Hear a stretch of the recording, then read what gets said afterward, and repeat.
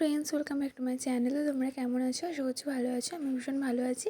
আজকের ভিডিওটা কিন্তু 18 আর 19শে জানুয়ারি দুদিনের ভিডিও। তো সেটাই দেখো যে দুদিন পর পর নাইটিটাতে চেঞ্জ করেছি দেখে বুঝতে পারছো। তো এই যে আমি সকালবেলা ব্রাশ করছি ব্যালকনিতে। তো আর দেখো আমার মা এসছে আমার শ্বশুরবাড়িতে, আমি এখন শ্বশুরবাড়িতেই আছি। আর দেখো সমস্ত কিছু আমার বাবুর রোদে দিয়ে দিয়েছে, আমারও জিনিসপত্র সব রোদে দিয়ে দিয়েছে। আর আমার দুই মা মিলে ভীষণ পরিশ্রম করছে, শুধু দুই মা না, সবাই পুরো ফুল ফ্যামিলি।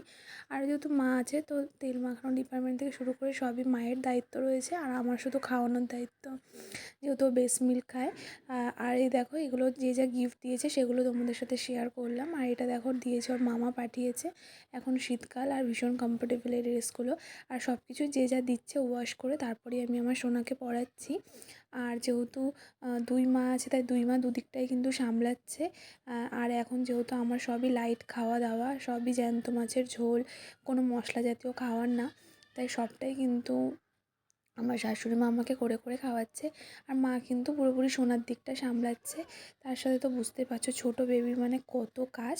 আর এরপর দেখো আমার মাও কিন্তু মানে সোনার দিদাও দেখো সোনার জন্য কী সুন্দর কিউট কিউট জুতো থেকে শুরু করে প্যান্ট কত কিছু এনে দিয়েছে। আর এখন তো ভীষণ পরিমাণে ও গিফটের জিনিস পাচ্ছে।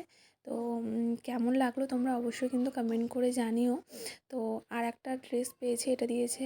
আর এই নাইটিটাও আমার মা আমাকে দিয়েছে, যেহেতু এখন সব বোতাম দেওয়া নাইটি আমার কাজে লাগছে। আর এটা আমার দেখো ছোটো পিসশাশুড়ি দিয়েছে তাওয়ালা ড্রেস। এই ড্রেসটাও ওয়াশ করে আমাদের 21 দিন পর যে আঁতুড় উঠবে তারপর ষষ্ঠী পুজোর দিন এই ড্রেসটা পরাবো। আর এই দেখো ফাইনালি আমার শাশুড়ি মা মানে মাম্মাম টাইম পেয়েছে সোনাকে একটুখানি সাজুগুজু করানোর।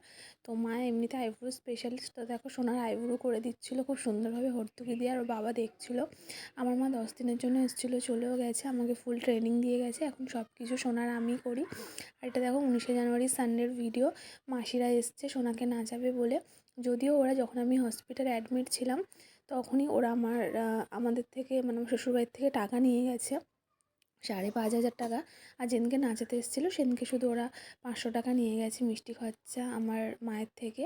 আর বাদ বাকি আগের দিন কিন্তু আমার শ্বশুর শাশুড়ি মিলেই সব টাকাটা পেমেন্ট করেছে। তো আজকে ভিডিওটা এই পর্যন্ত। চলো সবাইকে টাটা।